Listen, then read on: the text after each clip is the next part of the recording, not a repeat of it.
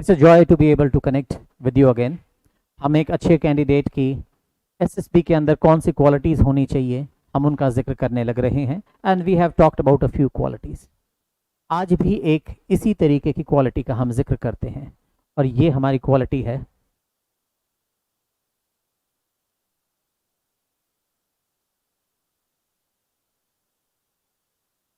knowing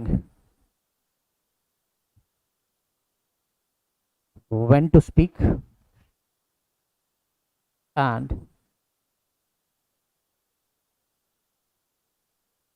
when to stop. Normally आज की दुनिया में बोलने के ऊपर बहुत ज़्यादा जोर दिया जाता है कि we need to be very fluent, we need to portray ourselves as the smartest of individuals. खूब हमें इंटेलिजेंट दिखने के ऊपर ज़्यादा जोर दिया जाता है। वी नीड टू अंडरस्टैंड, जो इंटेलिजेंट होता है वहाँ दिखना एक ठीक है, कपड़े अच्छे हों तो बहुत अच्छी बात है, but it is primarily the content that is more important. इसी क्वालिटी को हम और डिटेल में समझने की कोशिश करेंगे। Knowing when to speak. When the interviewer is putting questions to us, कई बार हमारी अटेंशन नहीं हो पाती है और हम कंफ्यूज्ड और अनक्लियर माइंड के साथ या ऑकवर्ड बॉडी मूवमेंट्स के साथ हम दूसरे की बातों को हम सुनते हैं। आराम से इंटरव्यूअर की बात को सुन पाना, ये होता कैसे? कुछ जो नेचुरल इंडिविजुअल्स होते हैं, नेचुरली गिफ्टेड इंडिविजुअल्स होते हैं, उनके अंदर तो ये क्वालिटी होती ही है, but over a period of time practice के साथ इन क्वालिटीज को कल्टीवेट किया जा सकता है। अब knowing when to speak, suppose the interviewer has spoken for 40 seconds, 50 seconds, and he has presented us with a situation. After listening to the perspective of the interviewer, now we are thinking about that, we are analyzing that, and then we are coming with our response. इसी के साथ जो दूसरी बात चलती है, and knowing when to stop, this is perhaps very much important.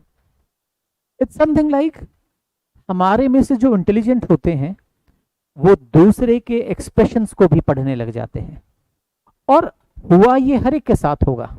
हम friends के साथ बात करते हैं, हम पेरेंट्स के साथ बात करते हैं, और हमें पता लग जाता है कि अब मम्मी हमारी बात सुनने में इंटरेस्टेड नहीं है।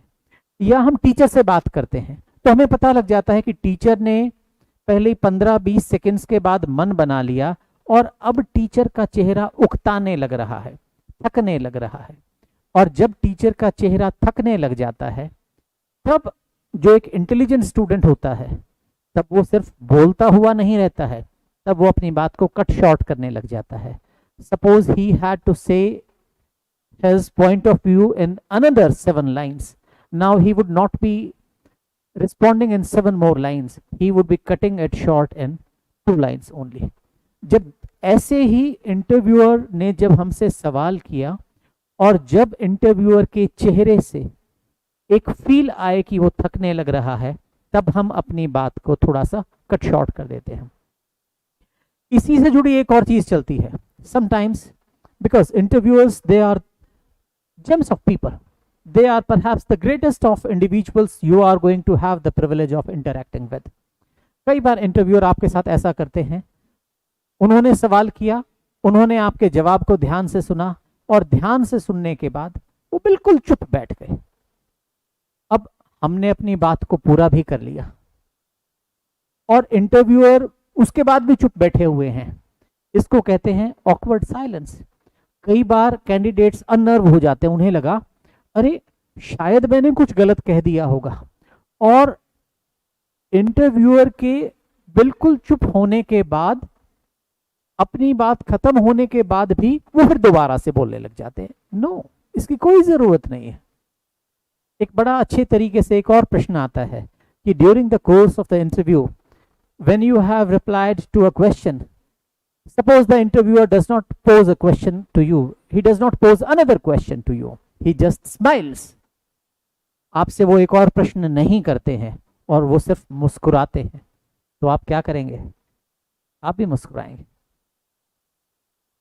सीनियर ने सवाल किया, आपने जवाब दिया, सीनियर ने उस पर कोई प्रतिक्रिया नहीं की, और सिर्फ आपको देखने के लिए कि इस कैंडिडेट में कितनी गहराई है, और वो सिर्फ मुस्कुराए, तो आप क्या करेंगे? आप भी मुस्कुराएंगे। मुस्कुरा कौन सकता है? एक बहादुर व्यक्ति ही मुस्कुरा सकता है। तो आज हमने सीखने की कोशिश की, during the course of the interview we need to know when to speak, and definitely I am putting it in inverted commas, we need to know when to stop. Thank you so very much.